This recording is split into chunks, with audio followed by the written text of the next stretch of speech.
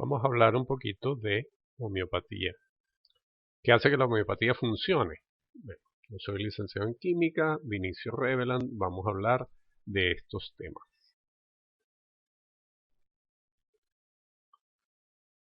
Homeopatía, su origen homios y patos es similar.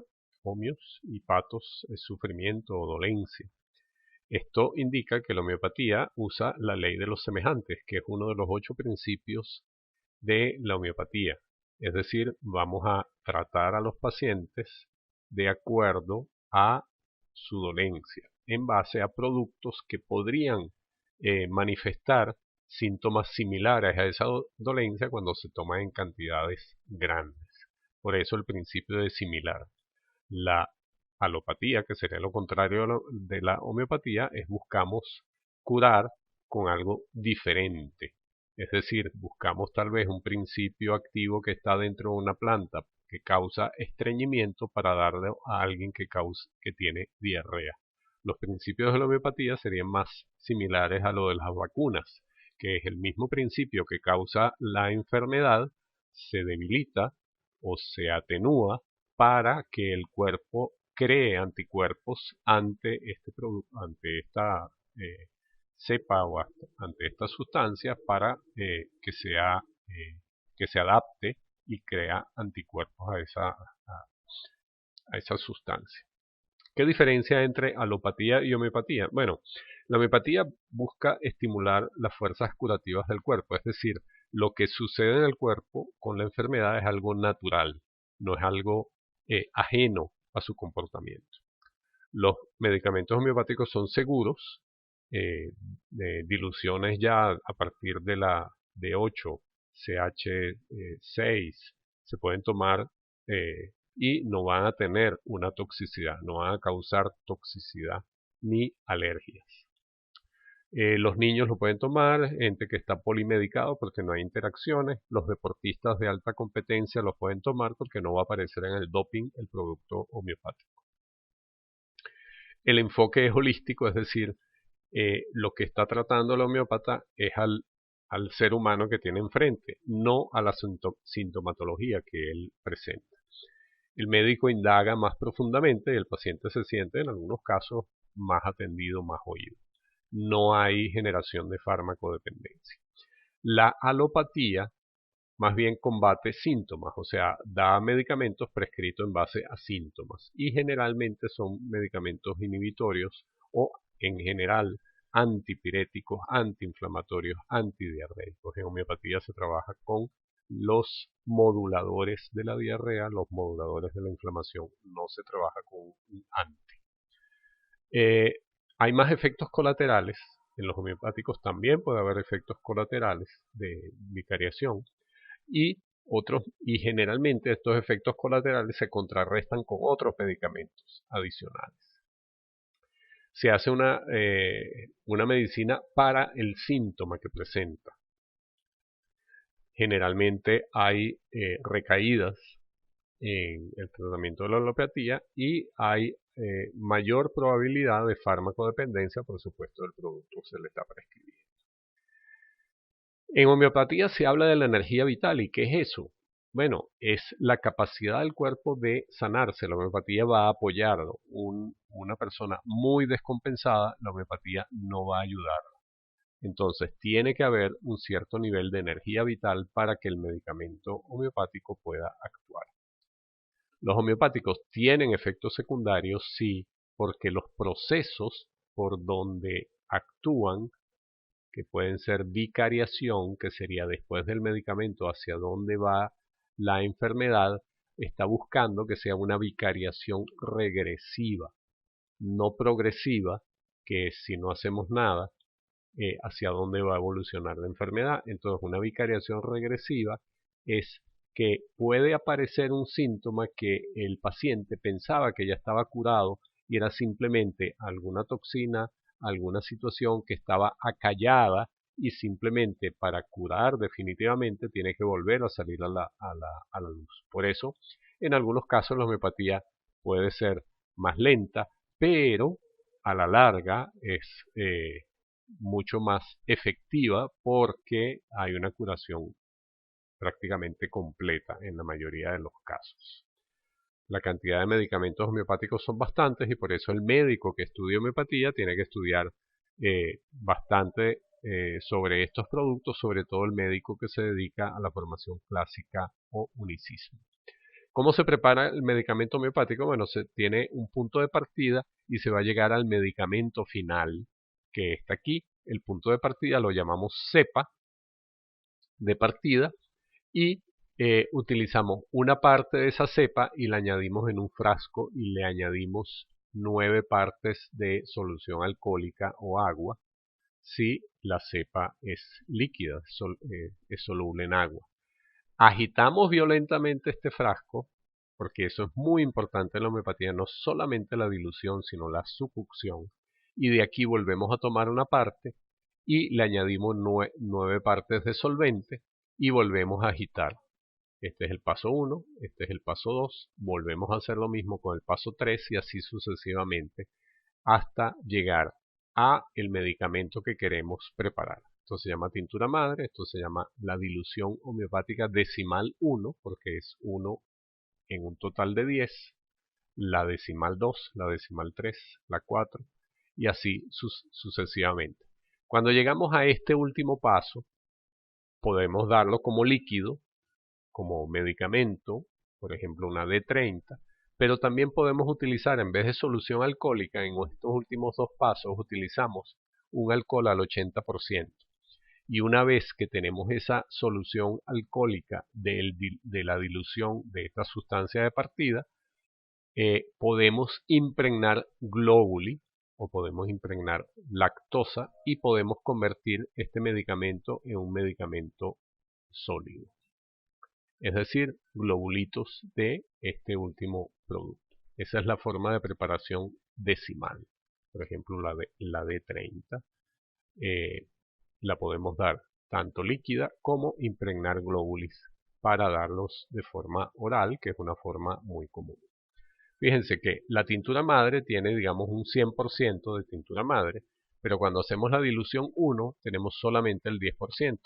Cuando hacemos, como tomamos una parte de todo esto y lo diluimos con 9 partes de solvente, aquí vamos a tener la décima parte de esta y aquí la décima parte de esta. Entonces se va a ir diluyendo muy rápidamente.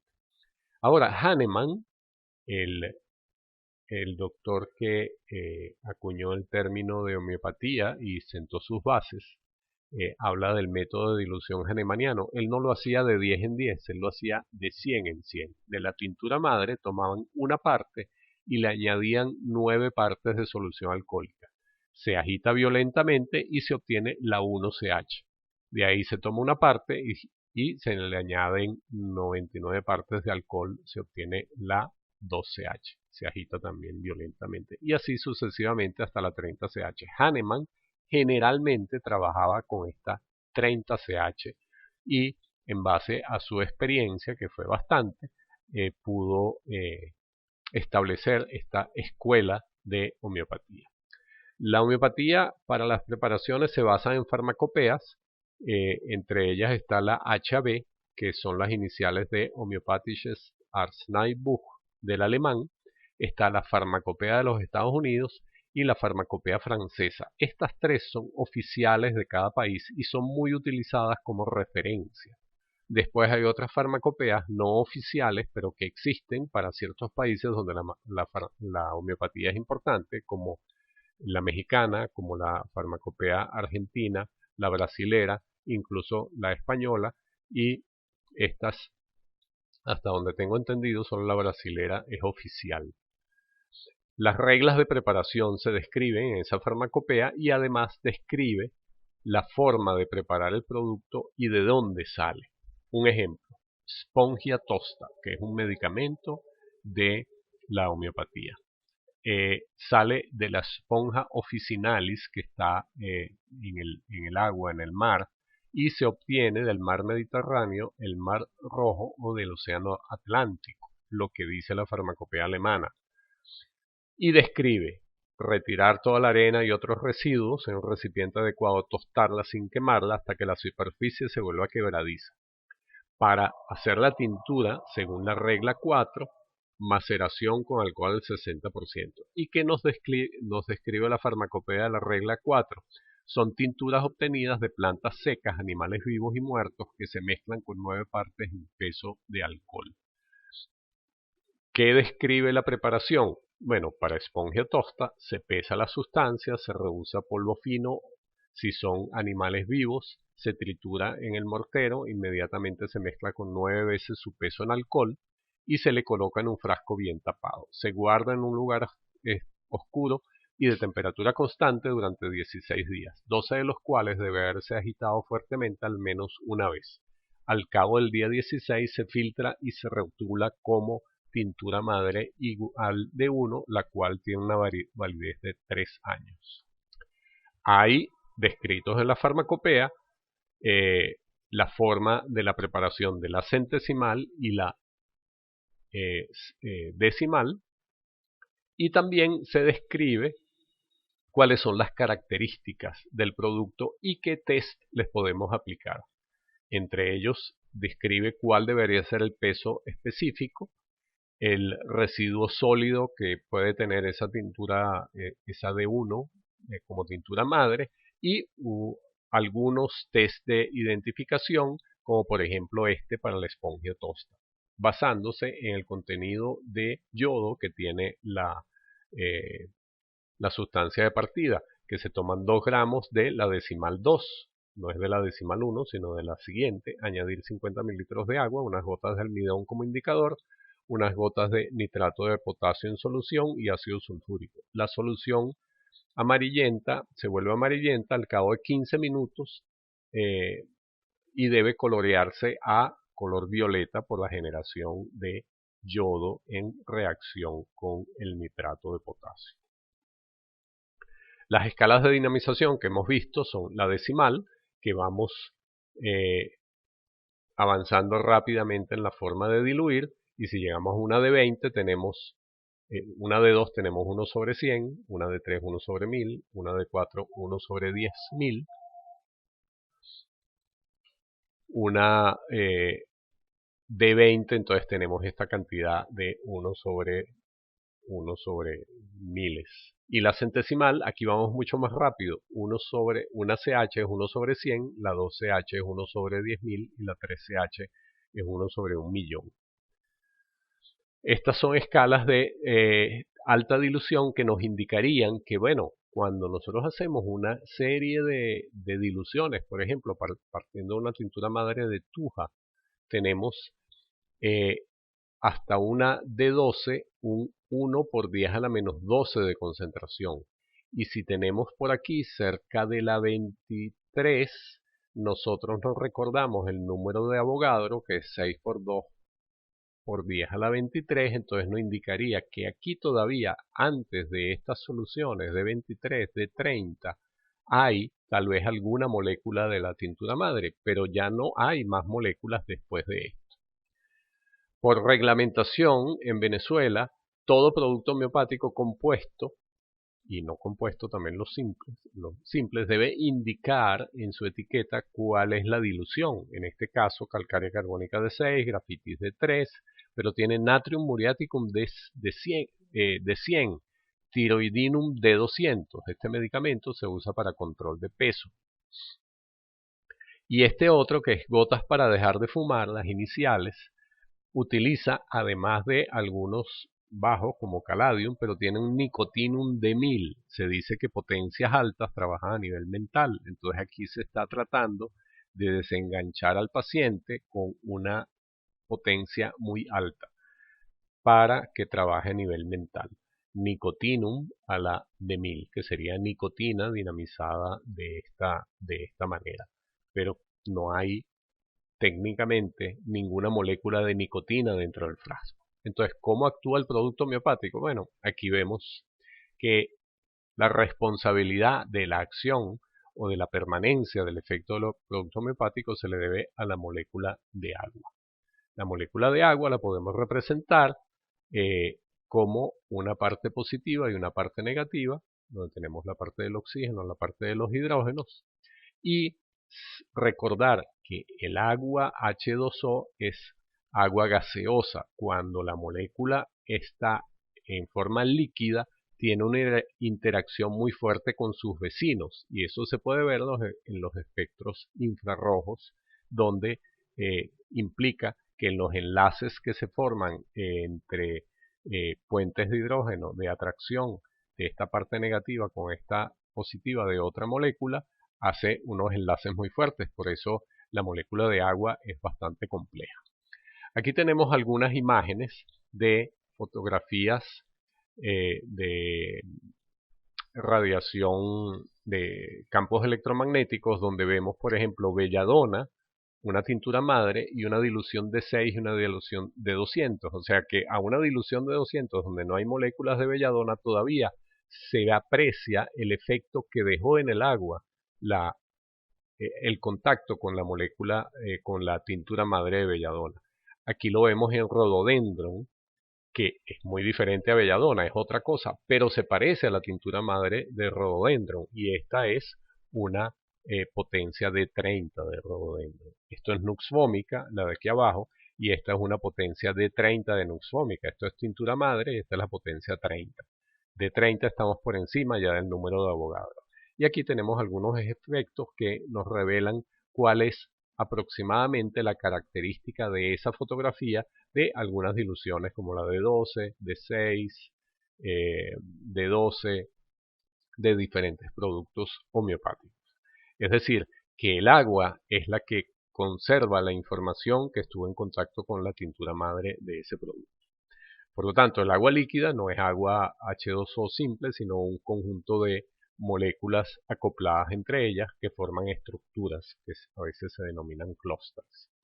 Para entenderlo rápidamente, si nosotros disolvemos cloruro de sodio, que es natrium, que es sodio y cloro, el electrolito sodio se separa en el agua y es envuelto por las moléculas de agua alrededor de él, formando una esfera de solvatación. Es decir, todas las cargas negativas del agua, de las moléculas de agua, van a apuntar hacia la carga positiva del sodio, y esta esfera, vista desde afuera, son puras cargas positivas. Entonces viene otra esfera de solvatación donde hay cargas negativas apuntando hacia adentro. Lo contrario sucede con el átomo de cloro, que sucedería lo contrario. Estas esferas de solvatación suceden siempre que hay un solvente que estemos disolviendo, que puede ser una tintura madre que tiene múltiples componentes, o algo tan simple como un ion. Entonces, si nosotros tenemos una tintura madre específica que tiene una serie de estructuras químicas que hace que el agua, al interaccionar con ella, haga esferas de solvatación, entonces está creando una esfera de solvatación alrededor de esta estructura, y alrededor de esa se crea una segunda capa, y alrededor de esa una tercera, y así múltiples capas. A medida que se diluye el producto homeopático, esta sustancia activa desaparece y lo único que queda son estas moléculas de agua ya con una imagen de la sustancia que estuvo en contacto. Si después en el cuerpo humano hay una sustancia activa que responde exactamente a este detector biológico, que es ese grupo de moléculas que venía de contacto con esa tintura madre, entonces nosotros podemos obtener una respuesta del detector biológico sin necesidad de tener la sustancia activa. Es como sacar de una copia a una llave. Es decir, no tenemos la llave original, pero tenemos una copia, y la misma copia puede abrir esa cerradura. Entonces, esta es una teoría de cómo funciona la homeopatía del detector biológico. Hay otra teoría del funcionamiento de la homeopatía que habla que hay un agua tipo 1 y un agua tipo 2. El agua de tipo 2 es cuando las estructuras de H2O forman estos puentes de hidrógeno, que eso es normal en el agua líquida, pero la vibración que produce este enlace y este enlace es acoplado como una orquesta. Es decir, las vibraciones de este grupo de moléculas se acoplan como una orquesta.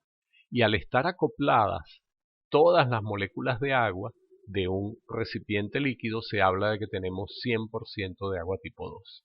Lo interesante es que los investigadores alemanes dicen que el agua que el agua que está dentro de cualquier ser vivo es siempre agua tipo 2, es decir, toda acoplada. Y el agua, la diferencia entre el agua tipo 1, bueno, el agua para hacer producto homeopático es 90% agua tipo 2 a medida que uno lo va diluyendo y succionando. Y todos los seres vivos, el agua que tienen adentro, plantas, vegetales, animales, tienen agua tipo 2. Es decir, el agua de coco es agua que está acoplada en vibración. Es mucho más fisiológica que agua de la llave de una tubería que ha estado estancada, bombeada por un tanque, bombeada por una bomba de alta presión, donde solo permanece agua tipo 2 de un 5 o un 10%, es decir, el acople de esa molécula. Cuando nosotros consumimos esta agua, necesitamos energía para poderla convertir en fisiológica y que permanezca en nuestro cuerpo, que sería el agua tipo 2. Entonces, esta es una manera de llevar información al cuerpo a través de los medicamentos homeopáticos, que es agua tipo 2, pero con una específica vibración que va a activar ciertos procesos que actualmente no se conocen. Un ejemplo, un producto homeopático como el Traumel, que tiene más de 130 estudios científicos doble ciego randomizado, simplemente para ilustrar uno de esos trabajos, con pomada o crema de Traumel comparado con diclofenac en tendinopatías agudas. Es decir, una lesión que sufrió un deportista el día 0 se recuperó a los 30.6 días si recibía placebo. Una crema de placebo en el pie, en el sitio de la lesión, colocada 3 veces al día. Si recibía diclofenac, actuaba bastante bien porque en vez de recuperarse en promedio el paciente a los 30.6 se recuperó a los 24.6 días. Pero si al contrario utilizó Traumel, que es un medicamento homeopático de sustancias muy diluidas que lo pueden utilizar deportistas de alta competencia porque no aparece en el doping, entonces se recuperó mucho mejor todavía, a los 20.3 días en promedio, estos 89 pacientes que sufrieron de tendinopatía aguda. Eso demuestra que sí hay un efecto y no es simplemente un efecto placebo porque era un estudio doble ciego. Para ir finalizando, todo esto se lo debemos a Hahnemann, que en 1996 cumplió 200 años de la creación de la homeopatía con una estampilla de el correo alemán. Helmut Schimmel, que hablaremos próximamente de los FM, homeopatía bioresonante, que es un avance de la homeopatía moderna, donde utiliza la vibración o la combinación de diferentes cepas para crear resonancia entre sí y ser mucho más efectivo el medicamento. Muchas gracias.